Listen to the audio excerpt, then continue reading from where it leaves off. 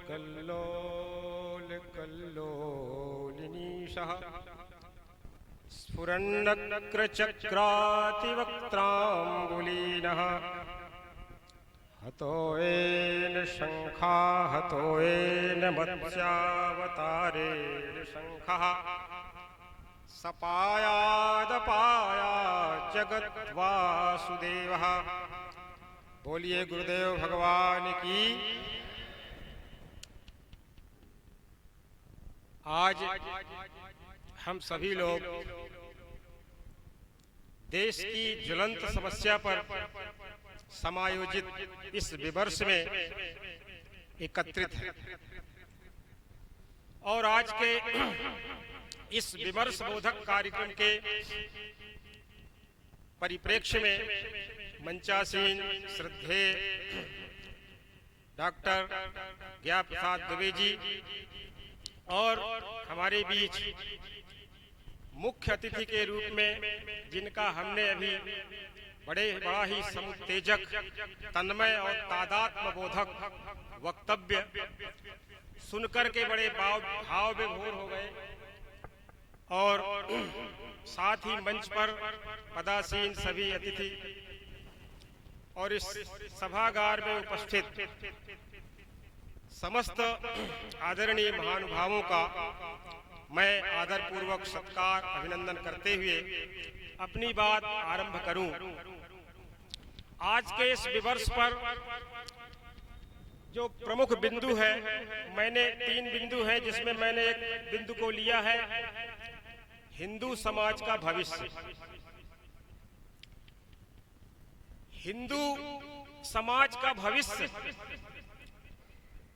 इसको हमें आज के परिप्रेक्ष्य में अगर चिंतन करना है तो हमें अपने अतीत भारत की ओर देखना होगा। अतीत भारत में हिंदू धर्म की जो वास्तविक पताका थी, वह पताका हमारे जिस परम पूज्य महर्षियों ने लहराई थी, आज भी उसके समान विश्व में न तो कोई वैज्ञानिक हुआ है और ना ही मुझे लगता है कि होगा। आप भौतिक विज्ञान के संदर्भ में ले लीजिए महर्षि कणाद को, आप कृषि विज्ञान के क्षेत्र में, अर्थशास्त्र के क्षेत्र में ले लीजिए चाणक्य को, आप अन्य शास्त्रों में अष्टाध्यायी के संदर्भ में ले लीजिए महर्षि पाणिनि को।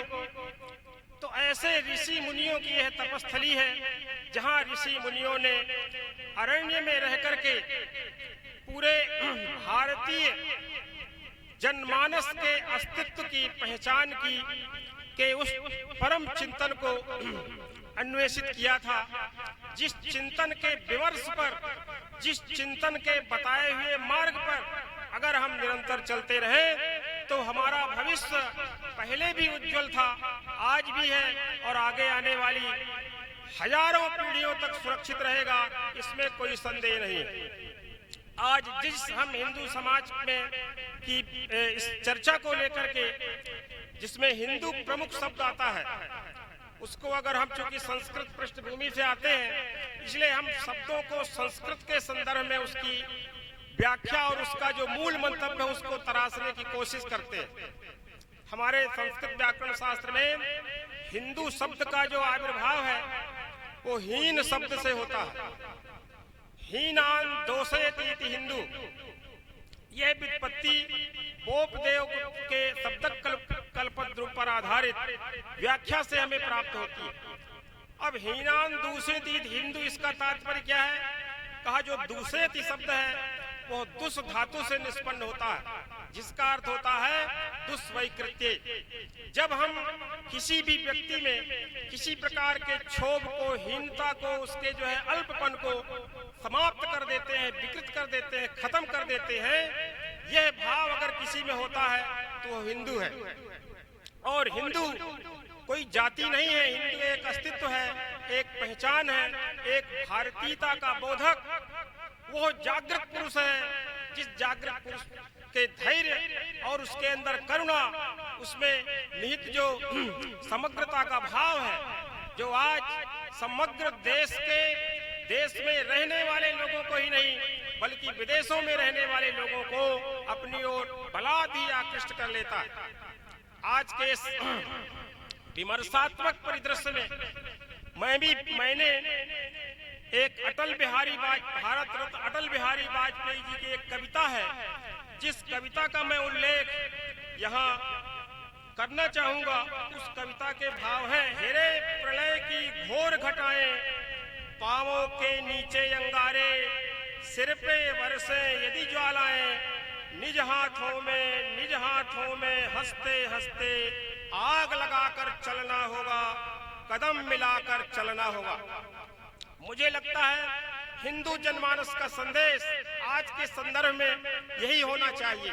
अभी हमारे शासन प्रशासन ने एक और अभियान चलाया है शिक्षण संस्थाओं के माध्यम से। जहां जहां पर हमारे प्राचीन मंदिर दबे हुए हैं, उन मंदिर को अब हमारी छात्रों की टोलियां खोजेंगी और उसका इतिहास निकालेंगी, खंगालेंगी, और यह इससे एक बहुत बड़ा विकृत इतिहास का एक बहुत बड़ा पक्ष उजागर होगा। जो ASI जो कर रही है वो संविधान के अनुसार कर रही है। उसमें किसी को कोई जो है किसी भी धर्मियों को हताश होने की जरूरत नहीं है। हम अगर मंदिर ढूंढ रहे हैं तो हमारा उद्देश्य उससे निकलने वाले ऐतिहासिक विकृतियों को खत्म करना है और आगे आने वाली पीढ़ी को बहुत कुछ निष्कर्ष के रूप में देना है। मुझे लगता है संपूर्ण वक्तव्य प्रस्तुत करने का समय नहीं है। मैं इतना ही कहकर के अपनी वाणी को विराम दूंगा। धन्यवाद।